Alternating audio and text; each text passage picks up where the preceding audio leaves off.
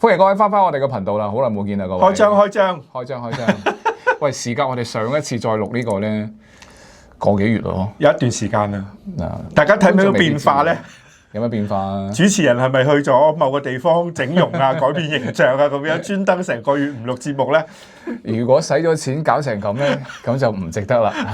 如果花少少錢，咁你又睇到少少分別，咁我覺得咧你可以考慮下。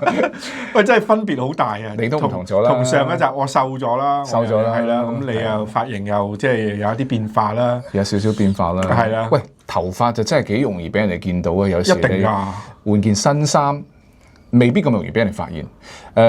如果換啲比較低調啲嘅咩錶啊，或者電子產品啊，咁可能你自己知咯。咁人哋亦都唔會特登係嘛，會裝下你個袋入邊攞啲咩出嚟啊？呢啲比較細節啲嘅嘢，頭髮就好明顯嘅。係啦，除咗整容整容係快嘅。整容係極端啦，但係如果正常唔動刀唔使大錢嘅情況下咧，衫啊、着裝啊，甚至係肥瘦啊呢方面咧，我覺得都冇頭髮咁明顯。一個髮型真係好緊要。係㗎，其實髮型咧好唔好咧，有時都會一個減齡，一個會增齡。有啲可能你比較瀨啡啲嘅，其實你個人明明都唔係咁嘅，但可能個髮型出賣咗你，或者係誤導咗人哋，即係覺得你可能你覺得呢個人冇乜所謂，其實個人唔係咁。因為我而家經常喺網上面睇嗰啲所謂嘅爽片啦，你知好鬼老土嗰啲爽片咧，即係好快嗰啲。係啦，又係講嗰啲好狗血啊！你都擺明知道個故事係點嘅，但係你又好中意睇嗰啲咩戲咧？通常啲男主角或者女主角即係潛伏嘅時候咧，啲頭髮髮型係好差嘅。即係一剪咗咧，哇！煥然一新個樣咧，就即刻高貴咗啊！即係高大靚仔咗、靚女咗啊咁樣啦。我亦發現而家中國大陸有好多嘅視頻咧，就係講啲髮型師點樣幫人去改變造型啊！哎呀，我有睇喎，但係咧會侵啲狗血嘅所謂曖昧劇情啊！你有冇睇過啊？喺呢方面我又未接觸到。我睇過有一個咧，嗰個唔係髮型師，嗰個係化妝師。化妝師 OK。上門化妝 OK。咁啊，侵一啲狗血嘅所謂偶像劇嗰啲劇情啦。咁啊，可能因為你知化妝師咧，男嘅 OK 啊，靚仔嘅，咁啊戴住個口罩。咁個女嘅咧就請咗一個化妝師上門化妝。咁啊，希望可能要為佢跟住落嚟要出去活動，咪整翻個靚妝啦。咁啊，敲咗門入嚟之後咧，有好多啲好細微嘅對話啦、互動啦，咁啊拍成一個短片喎。咁啊等你咧會追，哇！佢哋有冇機會發展咧？即係諸如此類呢種好真人 show 咁樣添啊！咁我睇下邊啲評論，通常都話咧100%劇本啊。咁你會唔會同個陌生人啊係咁喺度調情咧？冇錯，都幾露骨嘅。即係爭在冇任何嘅。譬如路啦，亦都唔會有啲你一聽就知道係講緊即係有情色嘅嘢啦，唔係嘅。但係除咗呢啲最明顯嘅之外咧，成個劇本就係話俾你聽，哇，一定係有發展嘅，即係嗰種咯。因為正常生活係唔會有呢啲事情發生㗎嘛。係咁啊，係喎。咁啊講翻化妝都係一樣嘢。不過我哋男人咧化妝機會真係少嚇，所以你話想有啲改變，又唔想花重金，又唔使動刀。髮型係一樣嘢嘅，不過咧其實唔需要解釋嘅。但既然你有留意到，咁好難，大佬，好難留意唔到，好難留意到。如果我留意唔到，你真係要擔心下我啦。喂，真係有啲人係可以話，係咩？哎呀，其實咧我都唔係好留意呢啲嘢嘅，係有呢種人嘅。第二啲都可以理解，你而家咁嘅變化好難留意唔到㗎。如果佢話留意唔到咧，我智力或者係隻眼出現咗好嚴重嘅問題，我至會留意唔到。嗰個係我其中一個嘉賓嚟嘅，即係佢係嗰種最深做某樣嘢，其他生活所有嘅細節咩都唔關心嘅嗰種人嚟嘅。咁你覺得太過分啦！我覺得呢種已經去到一個極端過分嘅情況。咁佢話留意唔到咪留意唔到咯。OK 啦，係啦。但係我嘅初衷咧，其實就係由個白頭髮開始嘅。你幾時開始生白頭髮咧？我有遺傳嘅，所以唔能夠作準，因為確實就即係我媽媽好早好後生有白頭髮啦。咁我公公又成頭白晒添嘅。咁所以我其實真係出現白頭髮嘅時候。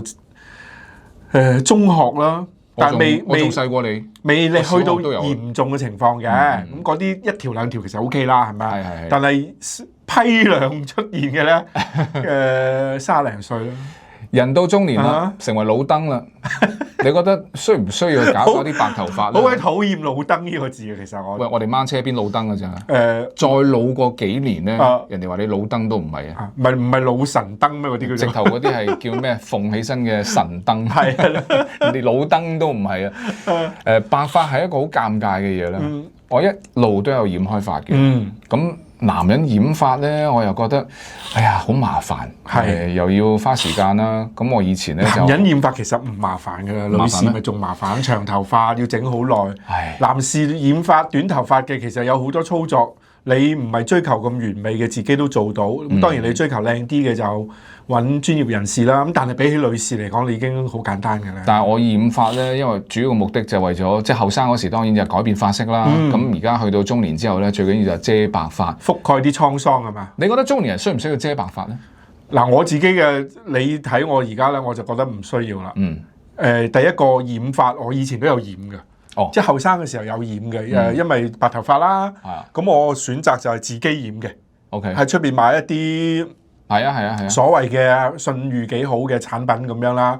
咁我當然就唔會染黑色㗎啦，染黑色好即係好死板啊。我通常都會染栗子色啊，或者有時候少少嘅紅色啊，但係減少淺色嘅。因為淺色多一啲漂白嘅成分。但係淺色咧，如果你唔漂咧，係上唔到色嘅。係啦，咁佢就淨係上白色嗰啲咯。但係你後生嗰時，其實黑色都冇乜所謂嘅。我哋反而係去到而家咁嘅年紀咧，我想遮蓋白髮，但係我想染髮。如果染得黑得滯咧，係好核突嘅喎。係啊。嗰件事係覺得好唔自然，因為我覺得黑頭髮當然啦，後生嘅時候咧，我覺得係冇問題噶嘛。但係去到一定嘅年紀咧，人哋就會覺得你黑頭髮就反而覺得好唔自然啦。唔係，我覺得嗰種黑色咧係冇正常人會達到嗰種黑色嘅黑色嚟㗎，好似俾人潑咗一樽墨咁樣嘅。即係有啲老人家，我覺得染嗰啲或者假髮咁樣嘅情況。我有時心喺度諗，你不如留翻啲白頭髮咧，其實仲好睇。即係我心諗啦嚇。咁但係佢話中意可能要遮啲白髮啦，咁我覺得都係黑色好睇啲。覺得後生啲啦，呢個真嘅。係啊，所以呢個就係我嘅初衷。咁我去到髮型屋嗰度咧，咁我啲白頭髮咧多，但係咧好平均分佈。OK。咁我換言之，我就提供一個你要去全部挑染，全部染成黑色係咪啊？其實我都唔介意白頭髮嘅。我之前咧染下咧，我就覺得，哎呀，因為佢出得好快，哎呀，索性不如可唔可以挑成白色？咁出多幾條又唔係咁明顯係嘛？咁你又唔使成日染喎。呢個就係我初衷啦。咁啊。髮型師一睇我頭髮之後，佢話：先生，你雖然係好平均，但係平均得好緊要喎，成頭都係喎。工作難度有啲大，係啦，就幾乎係成頭㗎咯噃。咁啊，於是就半年一次咯。我其實喺讀大學嘅時候有試過成頭染金，其實唔可以話染金。當時就係退咗一次色。冇錢啦，你知啦，退色咧係逐次計錢噶嘛。咁我哋就淨係夠退一次色，一退完之後咧，咁黑頭髮就變咗，其實就金咯。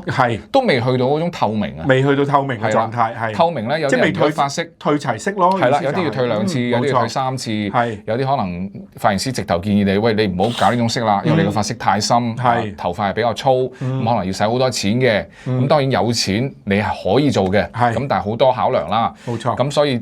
讀書嗰時係做過一次金毛仔嘅，咁就呢個就第2次漂咯。第2次係啦，咁漂咗2次，咁漂完2次之後咧，個髮型師就話：都 OK，又係一個其實又開心又唔開心嘅問題。以前我啲頭髮粗啲噶嘛，喂，人咧去到咁上下年紀咧，啲髮係會變幼喎。咁唔係一件好事咩？因為又有好多人就追求，梗唔係一件好事啦，絲質嘅感覺啊嘛。咁你幼咪即係薄咗咪容易穿，即係穿嘅意思即係會甩啊，或者幼嘅感覺咪即係順滑咯，絲質嘅感覺。其實係嘅，係咪啊？其實我細個咧幾恨你羨慕嗰啲長髮飄飄啊，哇！又好輕 ，head and shoulders 嗰啲咁嘅狀態㗎嘛。你知我後生嘅時候，其實都同你有啲似嘅，啲頭髮又硬又粗。嗰啲木質髮啊嘛，好討厭啊！成日又開叉啊，短咧又噼哩啪啦咁樣有電啊，所以嗰種染色咧或者漂色咧又嘥錢又嘥時間，係唔可以負擔嘅。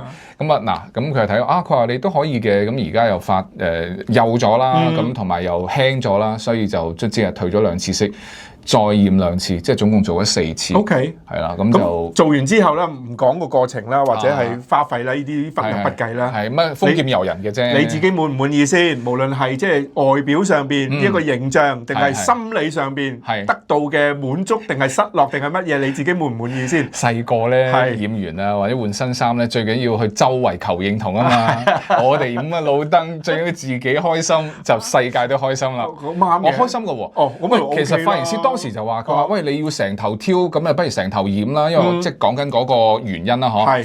咁佢話好，我話咪成頭染咯。咁啊，佢俾個色板我揀咧，呢個色你知唔知咧？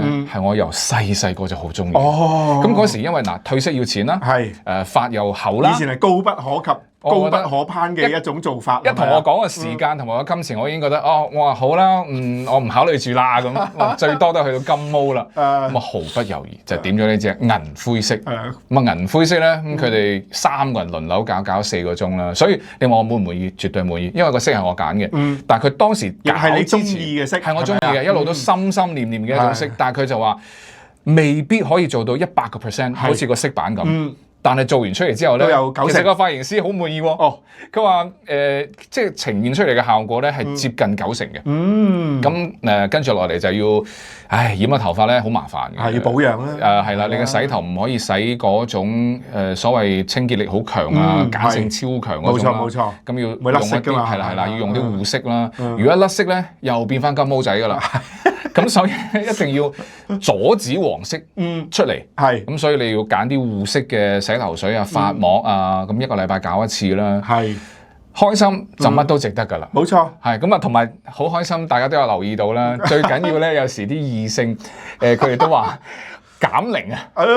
男人又唔興動刀，最開心係啦，又唔興動刀係嘛？我換件衫你又唔覺，咁啊最可以搞咩咧？咪搞頭髮咯！哇！呢個最主要。不過亦都有啲人就話：喂，一把年紀，搞埋晒啲咁嘅嘢，以為我係跟風。你嗰日咪同我講嘅，原來我先知道，我嚇咗一跳。我原來先知道咁啱食正個風口。投資就好啦，呢啲咁嘅潮流嘅嘢咧，其實我係唔覺得即係跟到風係好事喎。證明你係血液裏係流住即係跟潮流嘅基因喺度。我覺得所以而家興嘅呢一個中年叫做叛逆，跟住開始去染頭啊，做各種叛逆嘅嘢咧，係有個心理基礎嘅。係啦，係一個逐漸變化嘅過程，唔係偶發性，冇錯。我亦都唔係啲咩特殊嘅人，所以我原來都會係咁嘅。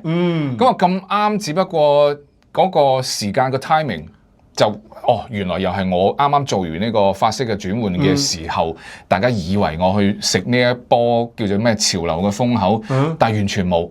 但係咁啱我又覺得係咁巧係嘛？佢分析嘅背後嘅邏輯，我又覺得又幾啱晒，係啦，點晒頭咁樣係嘛？所以嗱，中年叛逆咧，可重可輕。呢啲係算輕強㗎，我唔能夠講話叛逆嘅，其實係一種追求自我奔放或者有能力嘅時候做一啲曾經想做唔到嘅嘢咁。你點樣界定呢個叛逆咧？嗱咁樣睇啦，第一個我要好肯定你今次染啦，我都覺得幾靚啊，即係好靚，染出嚟亦唔係會覺得話以前嗰種比較洗剪吹嗰種係啦，嗰啲馬薩特嗰種感覺啦，你知啦。我好驚，你知唔知啊？當時髮型師一講完之後，我就驚弊啦。係啊，係海關都唔俾你入啊！即係嗰種馬薩特嘅感覺啦。你呢個係高級嘅出嚟，咁啊形象亦係即係正如你所講啦，年輕咗啦，有活力咗啦，形象改變咗啦，眼前一亮啊！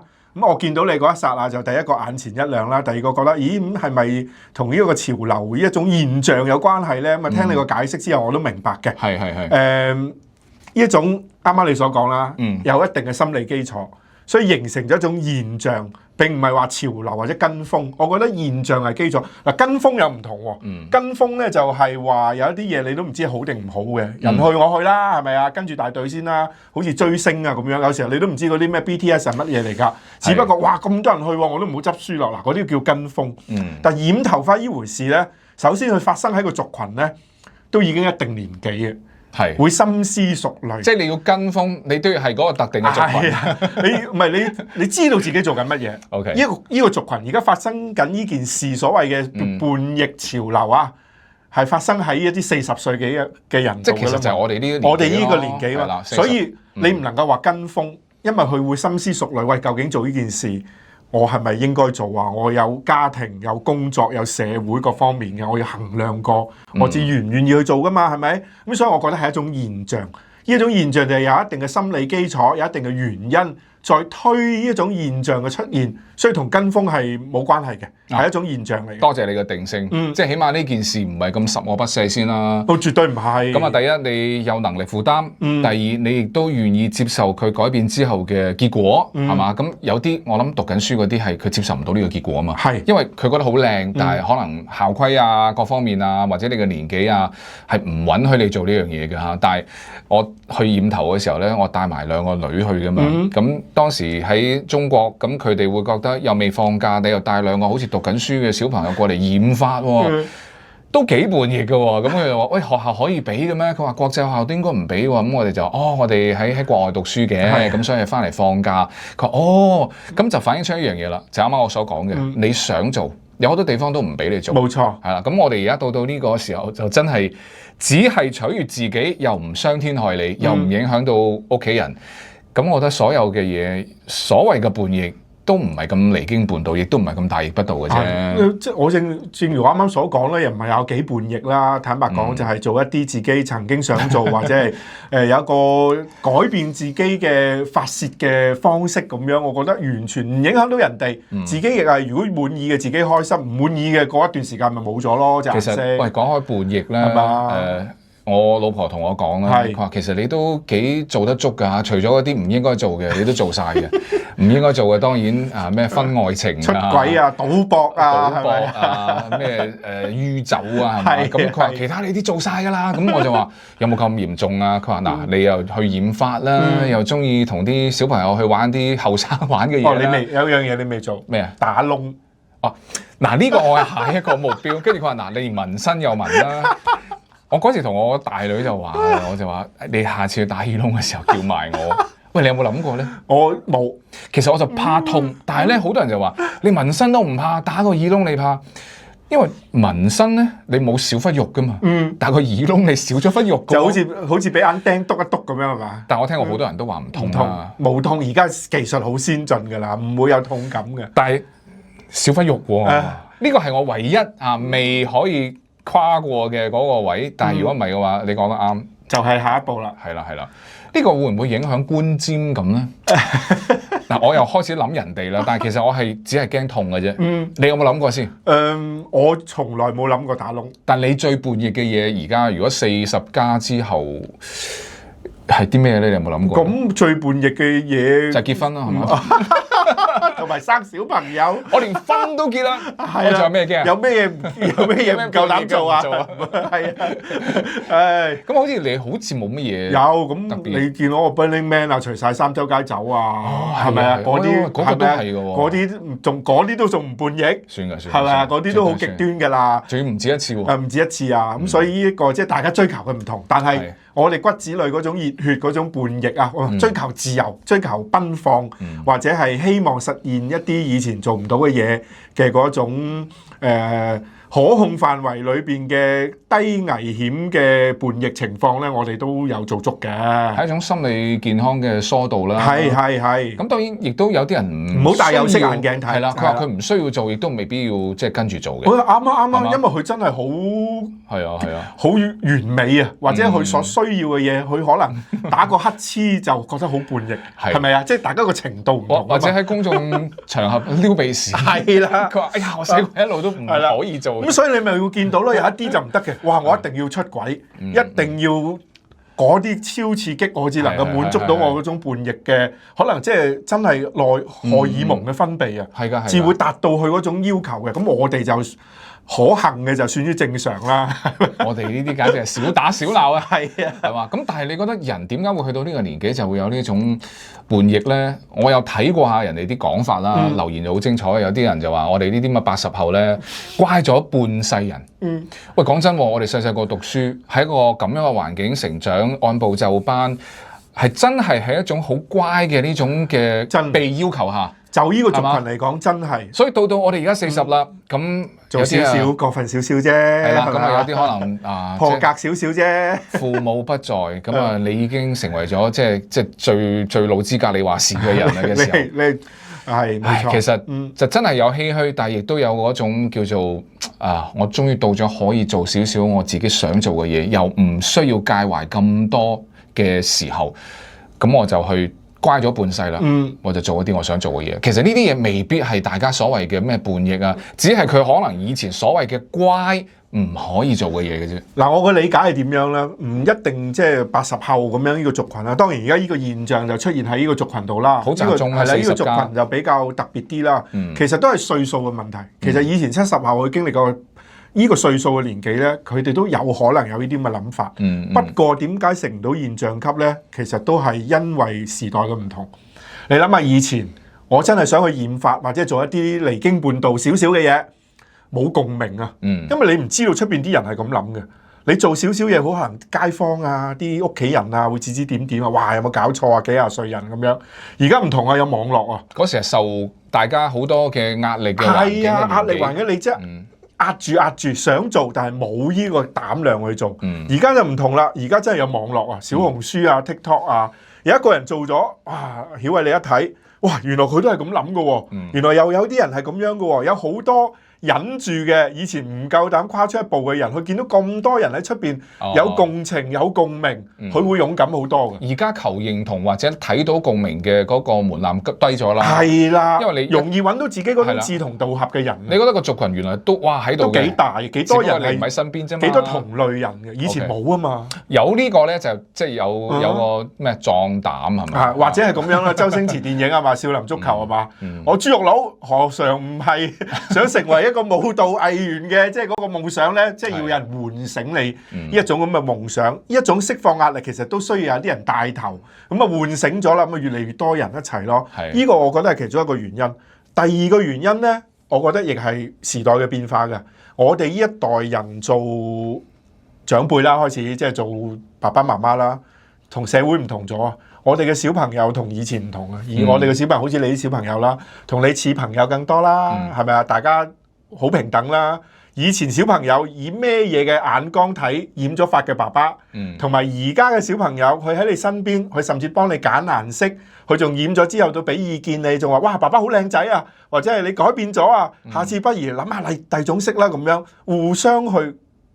嗰種情況啊，家庭嘅氛圍唔同啊，係咪啊？父母嘅人設唔同咗，係啊，唔同咗。以前你真係好大壓力㗎，我點樣面對自己？台上面咁係啦，又不苟言笑，又要做嚴父。點樣面對小朋友咧？我驚帶壞佢哋喎。係喎，染過髮翻去就冇同小朋友交代。係啊，即係我大佬點啊？點解釋啊？係咪啊？呢個解釋唔到喎。而家就唔同啦，係咪啊？而家我可以即係。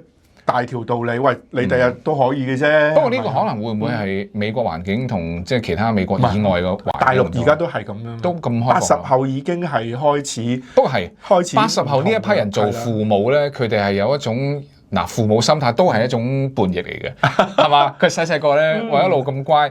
我做父母之後咧，我都希望我小朋友咧唔好。即係佢唔想佢嘅小朋友好似佢以前細個咁。冇錯，佢以前有一啲佢自己覺得唔滿意嘅，佢幻想當中嘅部分做得更好。係啦，我要同父母點樣相處，以前啊做唔到啦。係咁，我而家做咗父母嘅角色啦，我就希望將我以前嘅遺憾我就擺落我而家小朋友度，去滿足晒佢。咁亦都係我一個做父母，佢以前細個幻想應該係點嘅一個父母，佢真係投入到個角色。所以我嘅感覺，我唔知你有冇咁嘅感覺啦。我個同輩啊，我即係80後啊，或者係之後嘅朋友啦。我覺得佢哋做父母其實大部分都好出色㗎，即係比起以前我哋觀察落嚟啦，以前落嚟你會見到有好多嘅傳統嘅話又打啊又鬧啊陪伴啊，或者係對小朋友成長嘅嗰種參與啊，其實真係同我哋呢一輩咧係有一個好大嘅差別。我哋呢一代人咧亦都食咗個社會發展、科技發展嘅紅利啦。係呢個真嘅。我哋嘅父母咧又係好慘嘅，冇得揀。